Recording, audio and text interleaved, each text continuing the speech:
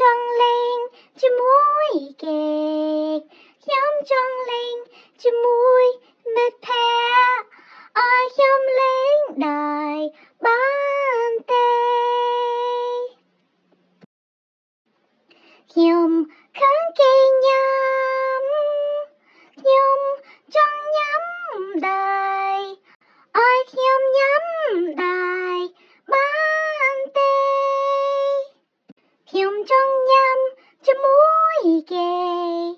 ខ្ញុំចង់ញ៉ាំជាមួយមិត្តភក្តិឲ្យខ្ញុំញ៉ាំ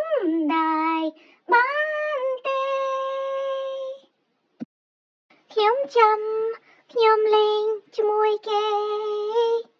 ខ្ញុំចាំខ្ញុំលេងជាមួយមិត្តភក្តិ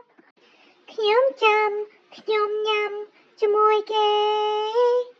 ខ្ញុំចាំខ្ញុំញ៉ាំ